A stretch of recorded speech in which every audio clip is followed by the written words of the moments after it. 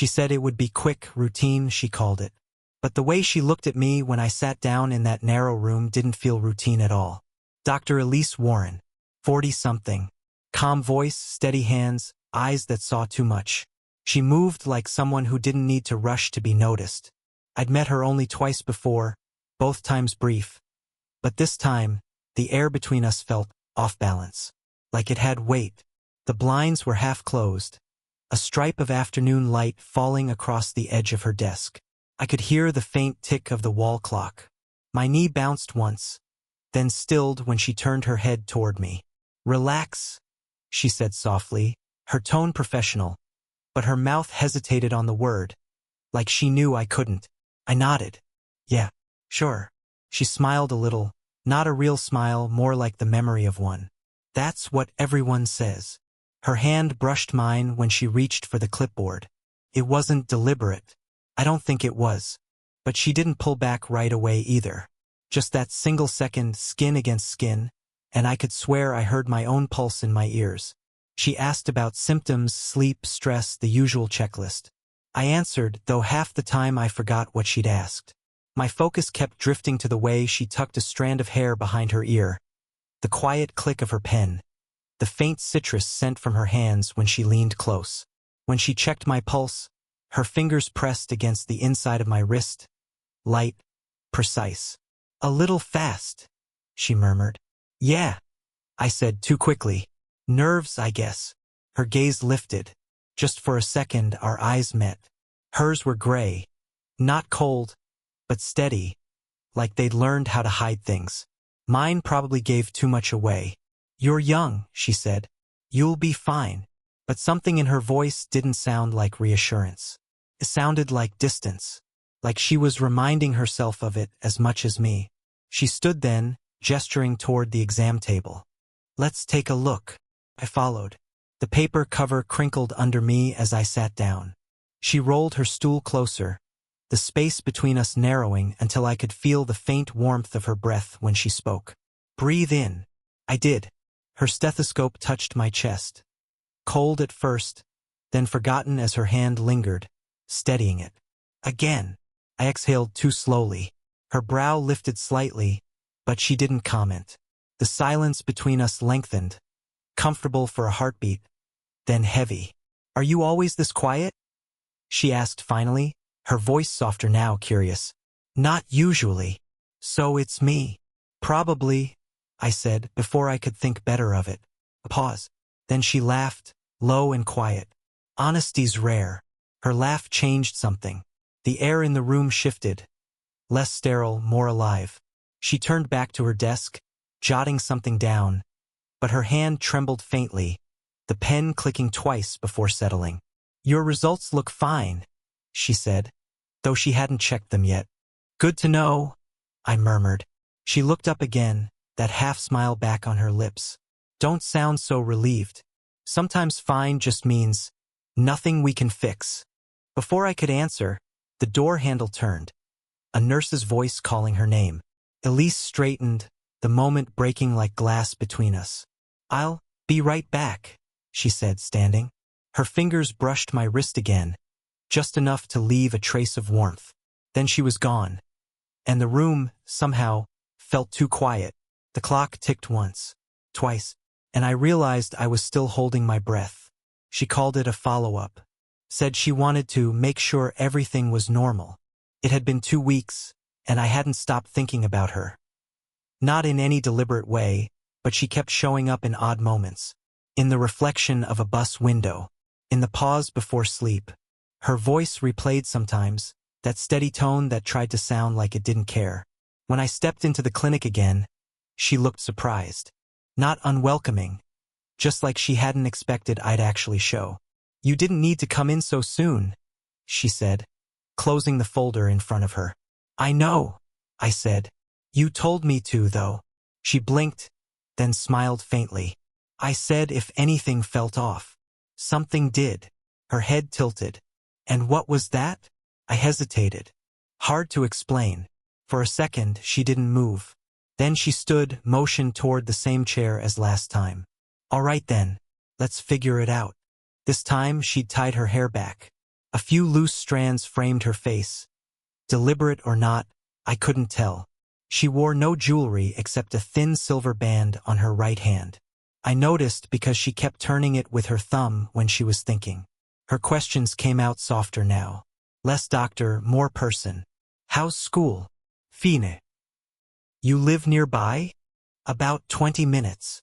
She nodded, then stopped writing. You're young, she said, not unkindly. You remind me of… She stopped herself, setting down her pen. Never mind. Of what? She shook her head. Someone who used to talk too much. I smiled. Guess I'm different. Her eyes lifted, amused. I noticed. The silence after that wasn't awkward. It was the kind that hums just under the surface where both people know they should say something and don't. As she leaned forward to check my throat, her hand brushed my jaw. Just a professional touch, light, practiced, but her fingers hesitated there, maybe half a second too long. I caught her scent again. That clean, citrus note mixed with something warmer, like vanilla.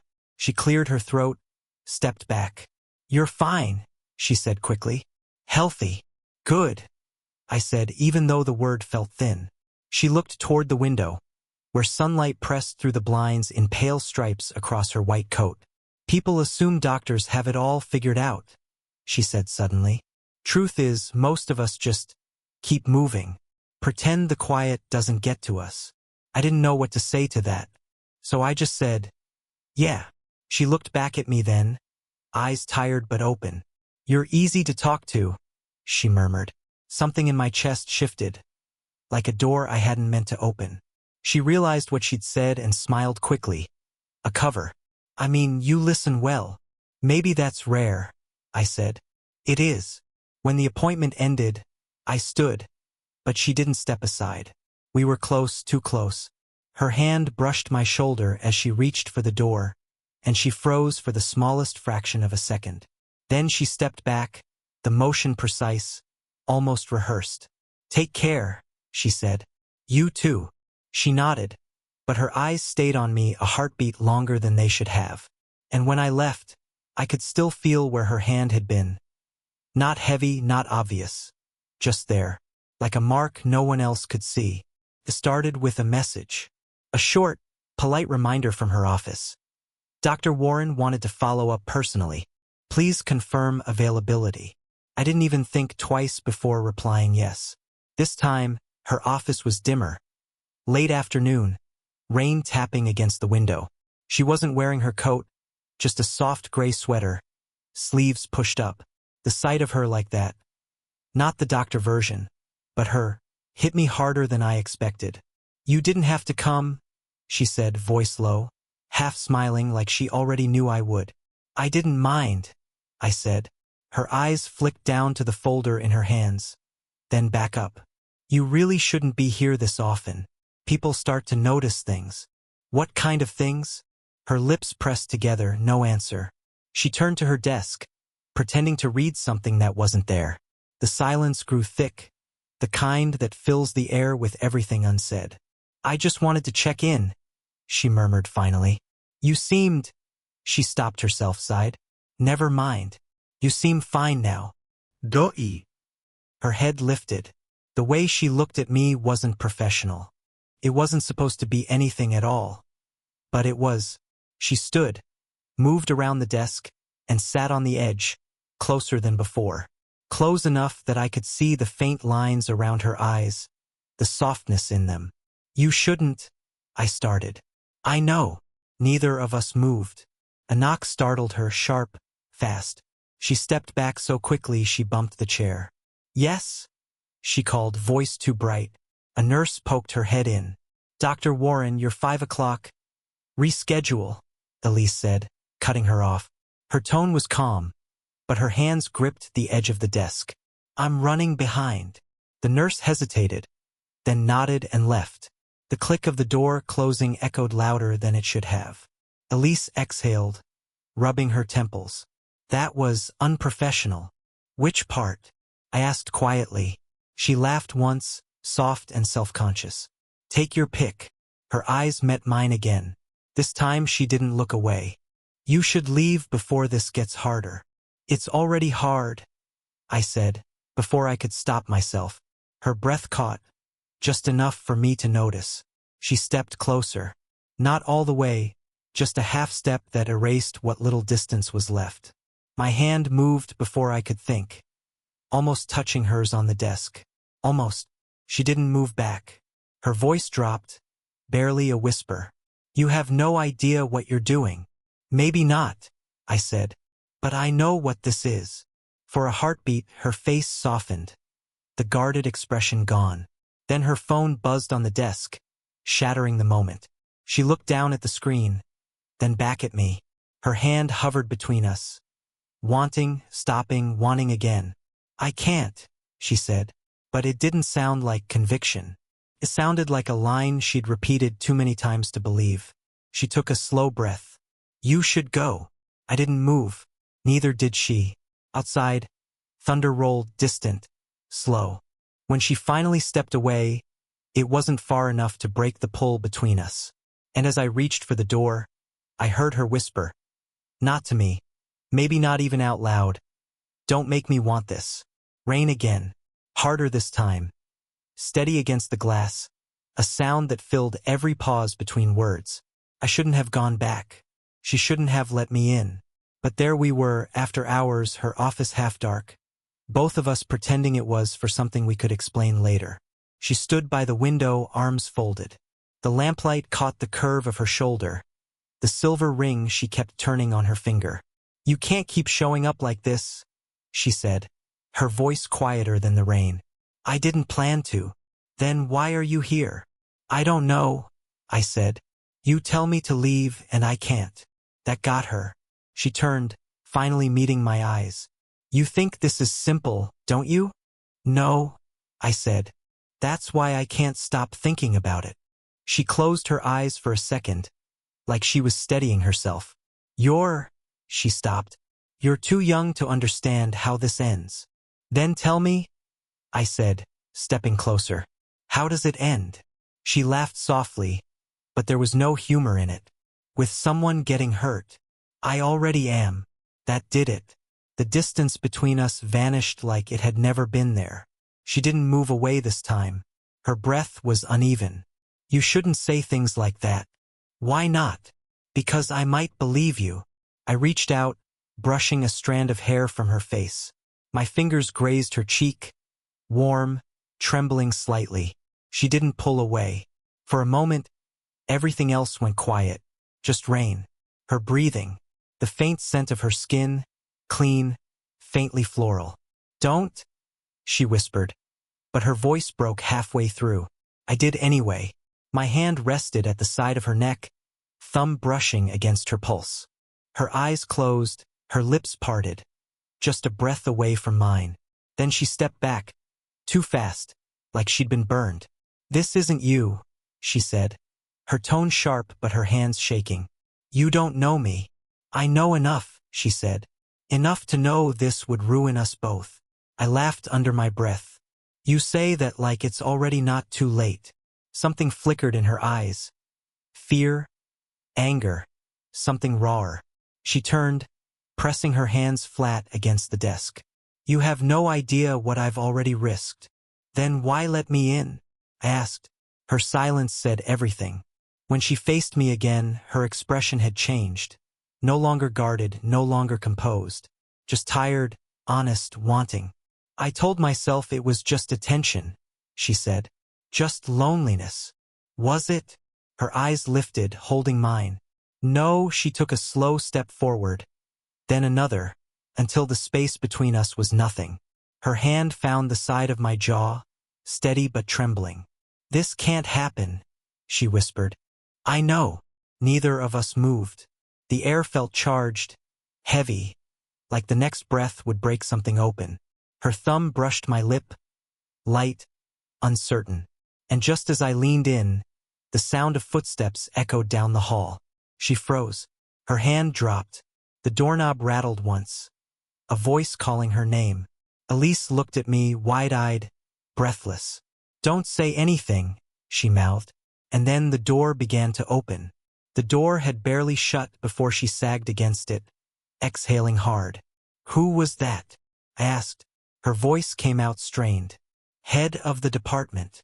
"So he—" "No," she said quickly. "He didn't see anything." The way her shoulders slumped told me she wasn't sure. I watched her pace, arms folded tight across her chest. She wasn't composed anymore. Her usual calm had cracked. Every movement was too fast, too defensive. "Elise," I said softly. She froze when I said her first name. "What?" "You're shaking." "I'm fine." "You're not." Her hand went up to her temple like she was fighting to hold herself together. "You don't understand what this could do," she whispered. "You think this is just—" "I don't think it's just anything." That stopped her pacing. She turned slowly toward me. "Then what do you think it is?" I hesitated, then said it anyway. "You already know." The rain outside had stopped, but the air still felt heavy, too still. She didn't look away this time. Instead, she walked closer until the scent of her perfume filled the space between us again. "I shouldn't have let this happen," she said, barely audible. "You were never supposed to—" "Never supposed to what?" "Remind me I'm still alive." That broke something open between us. Not loud, not visible, but real. She moved past me, brushing my arm as she reached for the file cabinet. Her hand trembled when she grabbed a folder. "Here," she said, forcing a steadier tone. "You should know this." She handed me a form, my own record. Only it wasn't just mine. Notes in the margin, in her handwriting, that shouldn't have been there. "Why are there—" "I made excuses," she said quickly. "Extended your follow-ups, added observations so you could keep coming back." The words hung there, between confession and apology. "You wanted to see me," I said quietly. Her eyes lifted. "Yes." No hesitation this time. Just that single word, bare and true. "And now," she said, taking a step closer. "I wish I hadn't." But her hand didn't match her words. It reached for me, fingers brushing my sleeve. Her voice softened. "Every time you walk in, I lose a little more control." Her honesty didn't sound freeing. It sounded like surrender. The office felt smaller. I could feel the heat from her skin, the tremor in her breath. "This isn't about rules anymore," I said. "It's about you and me." She closed her eyes. "That's exactly why it's dangerous." I leaned in, not touching her, just close enough that she could feel my breath near her ear. "Then tell me to stop." She didn't. Instead, her fingers curled into the fabric of my shirt. A silent contradiction. When she finally spoke, her voice was low, breaking. "If we cross this line, there's no going back." I looked at her, really looked, the fear, the want, the ache of it all. "Maybe that's the point," I said. Her breath caught. For a moment, she didn't move. Then she stepped closer, so close our foreheads nearly touched. And just as her lips parted, the intercom crackled to life. "Dr. Warren, urgent call on line 2. She flinched, pulling back like waking from a dream. "I have to take this," she whispered, retreating to her desk. But the look she gave me as she picked up the phone wasn't one of retreat. It was a promise waiting to break. It was after hours again. The lights dim, the hallway silent. She had texted, "We need to talk." When I walked in, she was waiting by the window, coat folded over her arm, eyes distant. She didn't turn around right away. "I should have ended this the first time you came back," she said. "I kept telling myself I could handle it." I closed the door quietly behind me. "You don't have to pretend anymore." She turned then, slow, deliberate. "That's what scares me." I took a step closer. "What do you want me to say?" "Nothing," she said, voice trembling. "I just wanted to see if I could let you go." And her lips parted, but no words came. Instead, she pressed a hand to her chest, like she could steady the pulse beneath it. "You're young," she whispered. "You'll forget this." "I don't think I will." Something in her expression cracked. The careful distance she'd held for weeks slipped. "You think this is just about you?" she said. "You think I haven't been fighting this?" I know you have, I said softly. I see it every time you look at me and stop yourself. She flinched.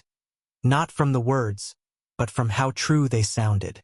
I moved closer until only a breath separated us. The air felt too still, too warm. Her perfume hung between us, faint but electric. You can't keep standing this close, she murmured, voice unsteady. Then move, I said. She didn't.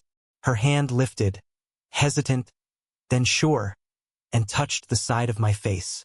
Her thumb traced the corner of my mouth, trembling. This isn't supposed to happen. But it did. The silence stretched. The room felt small, heavy with everything that couldn't be said. Her eyes searched mine. Fear and want tangled in the same look. You don't understand the cost, she whispered. Maybe not, I said. But I know what it's worth. That broke her. She exhaled shakily, fingers curling against my jaw, as if torn between pushing me away and pulling me closer. I leaned in, not to kiss her. Not yet. Just close enough that she could feel the words against her skin. Tell me to stop. Her breath hitched. I can't. Then don't. For one heartbeat, she let herself lean forward, forehead against mine, her body trembling. It wasn't surrender, not fully. It was recognition. Her next words were a whisper, fragile but clear. You were never just a patient. I know. And she stopped, the word hanging there, unsaid but understood. When she finally stepped back, the space between us felt colder. If I stay here, I'll lose everything. I nodded. So will I. She smiled then. Small, real, heartbreakingly soft. At least we'll understand why. She walked past me, her shoulder brushing mine. A touch that said both goodbye and thank you. At the door, she paused. Don't wait for me, she said, though her eyes said the opposite. I won't, I lied. The door clicked shut, and in that silence, I realized we hadn't chosen between right and wrong, only between pretending and feeling. It was weeks before I saw her again. No appointments, no messages, just silence that stretched long enough to start feeling permanent. Then one morning, there she was, sitting on a bench outside the hospital, coffee in one hand, the other shielding her eyes from the early sun. She looked lighter somehow, or maybe I'd just forgotten how she carried herself. That calm composure that always hid something trembling underneath. When she saw me, she smiled. Not the polite, restrained smile I'd gotten used to, a real one. I was wondering when you'd walk by, she said. You were waiting? Maybe. The space beside her was empty. I took it. For a while, we didn't talk. The city moved around us. Cars passing, the hum of morning voices. But the air between us was still. She took a sip of her coffee, then held it out to me. Too strong, she warned. I tasted it anyway. It's fine. She smiled again, smaller this time. You never listen. I listen, I said. Just not when you tell me to stay away. Her laugh was quiet, low. That's what I was afraid of. She leaned back, her shoulder brushing mine. Not by accident this time. It was subtle, but it felt like the whole story had been building to that one quiet touch. I've thought about what happened, she said. About what almost happened. Me too. She looked down at her hands. It scared me, she admitted. How much I wanted to stop pretending. I wasn't sure you'd ever say that out loud. She turned her head then, her face inches from mine. Neither was I. I reached for her hand, slow, deliberate. Her fingers hesitated before slipping into mine. Warm. Real. No more hiding in the space between rules. She exhaled, eyes soft. You know this doesn't make sense. Most things that matter don't. She laughed. A sound that felt like release. You make it sound easy. It isn't, I said. But it's honest. She let her head rest lightly against my shoulder. Then maybe that's enough. The world kept moving, but we didn't. We sat there. Two people who had spent weeks circling what they couldn't name, finally letting the silence say it for them. Her hand squeezed mine once. Firm. I don't want to keep running from something that makes me feel alive. Then don't. The next pause was long, warm, unhurried. When she finally spoke again, it was barely more than a whisper. "You still make my heart race." I smiled. Guess I should call that progress. Her laugh melted into a sigh. "Maybe it's the prescription I should have written." She turned her face toward me. A soft, brief touch of her lips to my cheek. Nothing rushed, nothing hidden. Just real. And for the first time, it didn't feel like crossing a line. It felt like finding the place where both of us could finally stop pretending. Did you enjoy the story? What kind of stories would you like to hear next?